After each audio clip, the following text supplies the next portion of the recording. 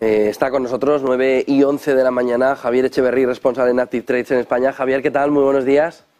Muy buenos días, José, ¿qué tal? ¿Cómo estáis? Bueno, mirando una fotografía que parece que ya no aguanta mucho más, ¿no? Techo de deuda, guerra en Ucrania profundizando y escalando.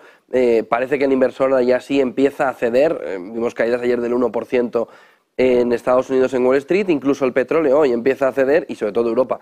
Caídas del entorno ya del 1%. Sí, en definitiva lo que estamos viendo es la reacción normal a todas las presiones a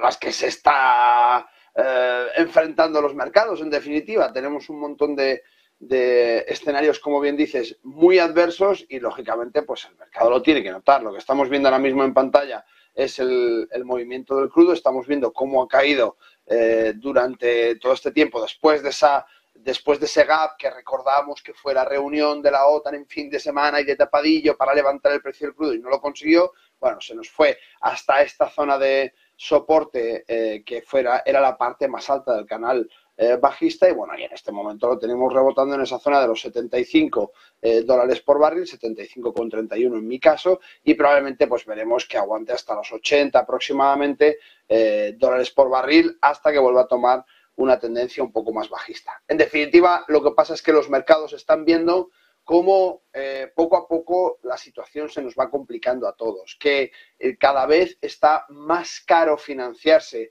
que además ese aumento del techo de deuda se tiene que pagar con la impresión de dinero y todos hemos entendido ya por fin que imprimir dinero tiene un coste que pagamos todos en forma de inflación. Y si estamos luchando contra la inflación y aumentamos el techo de deuda en Estados Unidos, no nos queda otra que imprimir más billete y que levantar la inflación. Creo que por esto hay cada vez menos voces dentro de la comunidad de los analistas que dicen que este año vamos a ver esas bajadas de tipos de interés y que por el contrario, como decía Bullard hace un par de días, pues todavía nos quedan esas dos subidas de tipos. Hemos visto un poco las combinaciones que quieren hacer unos, ¿no? Ahora hacemos una pausa y luego una durante el verano, como decías tú el otro día, para que nos pille un poco como en la playa y qué sé yo, y que no nos enteramos. Bueno, en definitiva, lo que sucede es que, lógicamente, hay muchas cosas que pagar todavía. Hay un esfuerzo muy importante que se ha hecho desde la administración Biden para la situación en la que estamos actualmente y que toda esa deuda, lógicamente, va a tener que ser pagada mediante impresión de billete. Y cuando imprimimos billete, pues nos vamos a mayor inflación y cuando nos vamos a mayor inflación luego decimos que el problema es que es sticky. No es que lo hemos hecho mal, es que es muy pegajosa y entonces, claro, cuesta mucho librarse de ella. Oiga, no, es que tienen que seguir con el quantitative tightening, que es otra de las medidas de retirada de estímulos, que los credit default swap nos siguen subiendo. Pues claro, lo comentabas esta mañana justamente, tenemos esas letras del Tesoro a 3 meses a 5 y pico. Es que claro, ¿por qué me voy a arriesgar a buscar en renta variable si en 3 meses en renta fija tengo un 5 y pico? Pues claro, lógicamente el mercado empieza a pivotar y empieza a ver todos estos miedos, ¿no? Que es lo que, bueno, pues llevamos todos esperando un tiempo. Vemos igualmente el oro como empieza ligeramente a repuntar una vez más en esta zona de acumulación que hemos comentado tantas veces y que, bueno, pues en definitiva, lógicamente podemos ver claramente que en la última parte del gráfico, si nos fijamos, pues desde principios de año, la mayor parte de cruce de operaciones de compra y de venta, gracias a este market profile del que disponemos en Active Trades como nueva herramienta, podemos ver claramente que la mayor parte de operaciones están justamente en la zona de precio donde está. Y es que todavía no ha roto esta crisis, no ha roto todavía la situación que tenemos todos, un poco esa crisis más anunciada del mundo, todavía no hemos visto el hard landing, ni siquiera hemos visto un landing, porque recordemos que los índices siguen extremadamente altos. Si nos vamos a ver el CAC, por ejemplo, el DAX, vemos que estamos prácticamente en máximos. Quiero decir, fijaos, estamos en 15.988 en este momento, cuando 16.300 es su máximo. No parece una situación muy lógica teniendo en cuenta el escenario que se nos plantea, ¿no? Bueno, pues lógicamente, bueno, estamos un poco todavía a la espera de ver qué es lo que va a pasar con los mercados, pero empiezan a sonar unas campanitas ya de los osos que empiezan a acercarse por la ladera de la montaña. Echeverry, techo de deuda, ¿estás preocupado? Y sobre todo SP500, ayer ya se dejó un boquete importante. ¿Estás preocupado con que, aunque se llegue a un acuerdo, sea tarde? Yo creo que no es que aunque se llegue a un acuerdo sea tarde, es que la recesión tiene que darse y es lo que comentábamos. Se llega a un acuerdo, no se llega a un acuerdo, hay que pagar las cosas que hay que pagar. Entonces, se va a tener que llegar a un acuerdo. Creo que un poco todo esto es un teatrillo y que están haciendo un poco como de tripas corazón para decir, oiga, he hecho lo que tenía que hacer porque no me quedaba otro motivo y por eso sigo aumentando el techo de deuda y por eso le pongo 2 o 3 condiciones que veremos durante la negociación que finalmente Biden aceptará para poder subir el techo de deuda y veremos qué es lo que sucede. Pero en definitiva, para mí, más que otra cosa, es un teatrillo para decir, oiga, no me ha quedado otra que aumentar el techo de deuda y que tener que pagarlo imprimiendo más billetes. Por tanto, bueno, pues creo que tenemos inflación para rato. Esto no es una cosa que vayamos a solventar este año. No creo que se bajen los tipos de interés este año. Muy al contrario, creo que todavía quedará alguna subida más este año por parte de Estados Unidos y vamos a ver claramente cómo empieza a cambiar el escenario después del verano. Porque ahora mismo estamos un poco todavía aguantando un poco ese coletazo final de liquidez que queda en los mercados, pero empezamos a ver los problemas que tiene la banca en cuanto a la liquidez. Empezamos a ver que la guerra no se va a poder parar tan fácilmente, que no era algo que dependía de una negociación más o menos diplomática que en un momento dado íbamos a conseguir parar, ¿no? Sino que por el contrario cada vez vemos que los enfrentamientos se recrudecen cada vez más y digamos que toda la parte geopolítica no ayuda nada a la parte macroeconómica a nivel global y por tanto, bueno, pues lo más probable es que veamos durante el verano algún que otro movimiento más convulso por la bajada de liquidez, por la bajada de partícipes en mercados y esto aumente la volatilidad durante el verano y probablemente empecemos a ver los efectos de toda esta fiesta después del verano. En ese entorno, SP500, ¿dónde ves que pueda estar soporte? ¿Dónde crees que puede estabilizarse si vemos que empieza el movimiento de bajadas? Pues yo lo tengo claramente marcado. Tengo dos escenarios posibles. El escenario A lo tengo marcado en 3.810 como primer estadio, ya hemos visto esta pausa claramente los 4.054 y muy probablemente si empezara la cosa a complicarse estaríamos hablando de esos 3.500, 3.534 para ser un poco más exactos.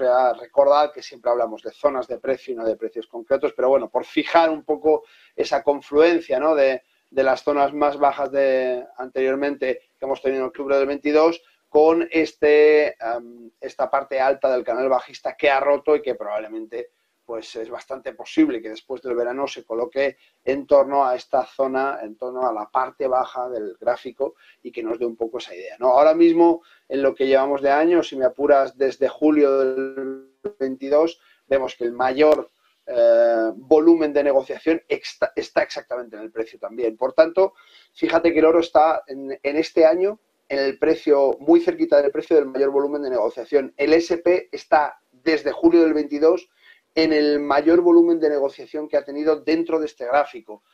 Por tanto, estamos ahora mismo, digamos, acumulando y cuando los mercados acumulan órdenes a precios muy parecidos es que compradores y vendedores entienden que ahora mismo la valoración que hay de ese activo es una valoración justa, correcta, para el momento en el que estamos. Vamos a ver por dónde rompe eso, porque lógicamente eso lo que hace es acumular papel, acumular número de acciones y normalmente eso, después de la acumulación, viene la distribución y vemos hacia dónde se puede mover el mercado.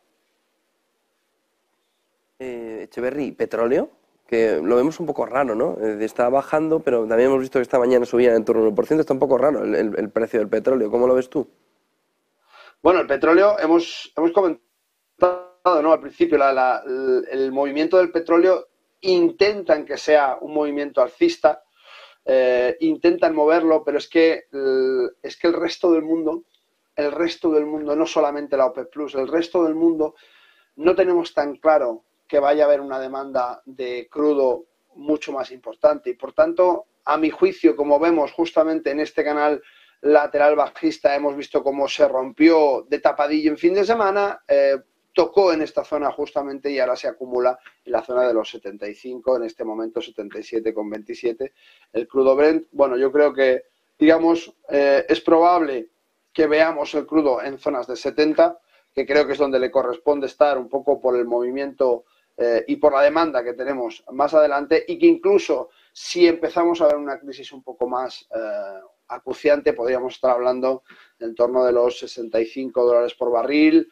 una cosa así. Yo no estoy en esa fotografía de los 90 a $100 por barril que estoy viendo por parte de muchos analistas, no le encuentro sentido. De hecho, los gráficos así lo están demostrando y yo no le veo la posibilidad de mantenerse. ¿Por qué no un spike? ¿Por qué no un momento en el cual se tome una serie de decisiones o haya una restricción de algún tipo determinado que haga que momentáneamente el barril pueda tener una subida? Sí, pero lo cierto es que nos encaminamos a una situación de demanda más contraída con respecto al hidrocarburo, y es que, lógicamente, si la economía se ralentiza, hay menos necesidad de crudo para hacer funcionar toda la maquinaria y, por tanto, yo no veo que se vaya a colocar en esos precios de entre 90 y 100, sino por el contrario, entre estos 70 y 80 dólares por barril es un poco la zona donde ahora mismo, antes del verano, tendría sentido que esté el crudo. Después del verano podemos estar hablando, como decíamos, de esos 65 dólares por barril perfectamente, a pesar de que, bueno, como vemos, las cosas no son totalmente planas y podemos apreciar perfectamente en el gráfico estos movimientos de acumulación lateral que se están empezando a romper a la baja. Echeverry, si no he entendido mal, 65 dólares. Sí, sí. 65, sí, sí. 65 dólares por barril es lo que probablemente podríamos ver después del verano si la situación de recesión y de falta de demanda en el mundo llega al punto en el que, lógicamente, haya menos demanda del hidrocarburo. Por tanto, yo creo que esta zona tiene bastante más sentido, tiene bastante más apoyo después de la ruptura de los 70 dólares por barril. Digamos que entre los 65 y los 70 sería una zona muy lógica para encontrarse en una situación de contracción de la economía, donde, como decimos, pues al final es que si hay contracción hay menos demanda, y si hay menos demanda, pues el precio baja, no tiene más ciencia. Evidentemente, si se retira del mercado producto, habrá menos producto y esto balanceará un poco ese movimiento, pero recordad que estamos viendo, por ejemplo, acuerdos de Estados Unidos con Venezuela, que empiezan a tener ahí sus dimes y diretes para ver si reforman un poco todos aquellos sistemas de producción de Venezuela que están francamente defenestrados y que el paso de los años y la falta de mantenimiento han llevado a puntos de tener totalmente inservibles, pero recordemos que hay una cantidad de crudo absolutamente descomunal, totalmente infravalorado en Venezuela. Yo lo dejo ahí como dato para que vayamos apuntando y luego no nos pille de sorpresa y digamos, pero que finalmente Estados Unidos levantaron los embargos. Bueno, ya están en ese camino de levantar embargos, ya los barcos, las navieras, ya están algunos teniendo ese permiso, ya la renovación de PDVSA parece ser que empieza a tener menos corrupción dentro de la parte interna de PDVSA y esto hace que las negociaciones empiecen a surgir de manera un poco más bilateral. Vamos a ver en qué queda. Yo de momento estoy comiendo pipas y viendo lo que pasa en Venezuela con Estados Unidos porque va a ser probablemente uno de esos actores que muy probablemente van a influir en 2024 sobre los precios de los hidrocarburos que, como muy bien sabéis todos, pues influyen prácticamente en todo.